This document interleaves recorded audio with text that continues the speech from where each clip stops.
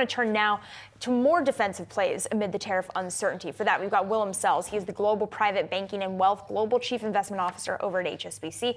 We also have Matt Brill, Senior Portfolio Manager for Fixed Income at Invesco. Thank you both for being here. Willem, I want to start it off with you. You just downgraded U.S. and global equities to neutral.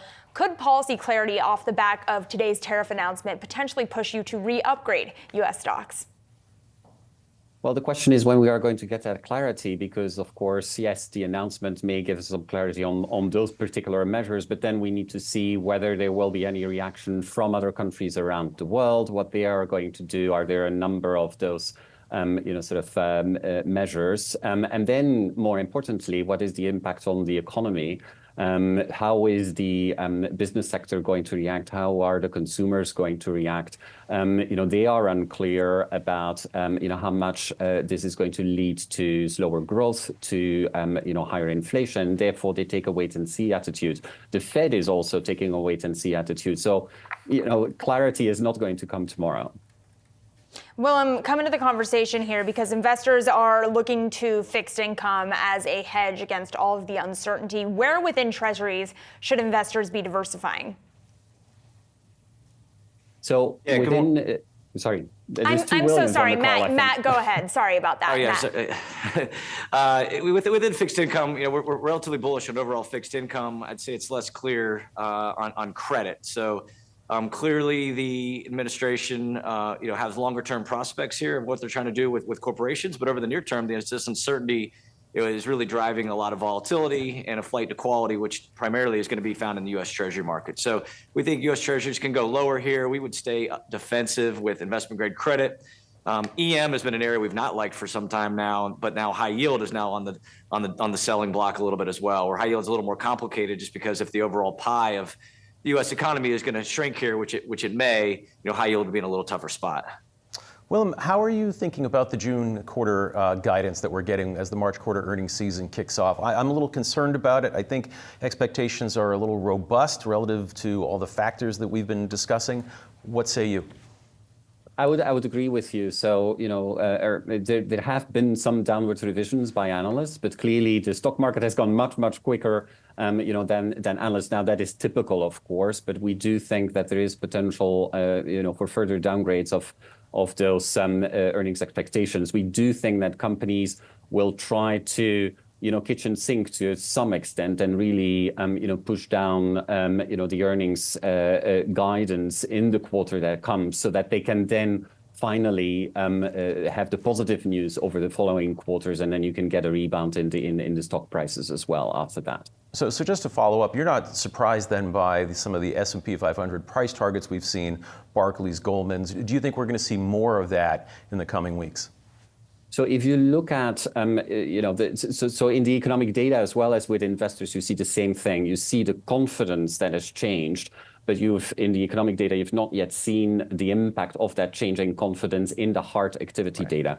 With investors, it's the same thing. They all tell us they are quite cautious, but then if you actually look at their positioning, that is not yet, underweight. The hedge funds, of course, have been acting more rapidly. But whether we look at our clients or investor surveys about actual positioning, they have not yet really gone underweight.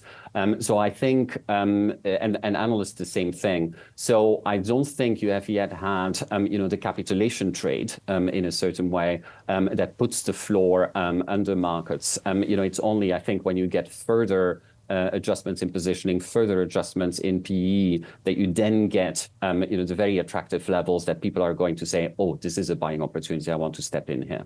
Matt, how might that impact the bond market if we do start to see a little bit more of that dip buying coming in? Where do you see treasuries heading? Yeah, so if you see dip buying coming in for the equity market, I would think that would be somewhat at the expense of treasuries. Treasuries have benefited over the last several weeks due to this kind of flight to quality, just this fear trade or the slowdown trade, really. So, I think if you do get a capitulation that Willem's talking about, we would see a large rally in 10-year treasuries and longer dated treasuries. So that would be very good. Again, it's going to come down to credit. It'll be a little more complicated there because if we have a soft recession or even just a slowdown, I think credit has already cheapened up a little bit, so it should be okay.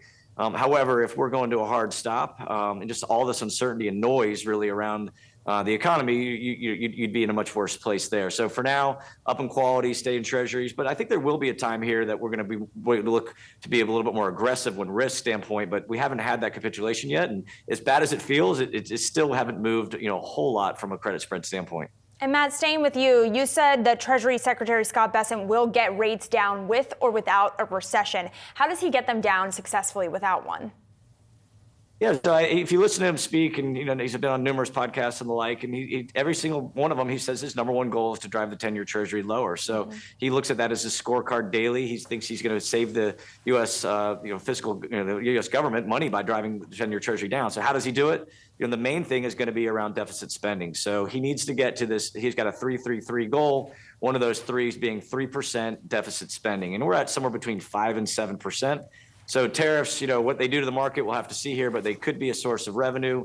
You've also got this, this idea around the golden visa, but then just other expense cuts. And, although a lot of them are not popular, they are, going to move the U.S. towards a more balanced fiscal budget, which will then result in lower 10-year rates. So I think you're going to get lower 10-year rates whether you get a recession or you get kind of a slowdown with deficit spending more in line with tax revenues.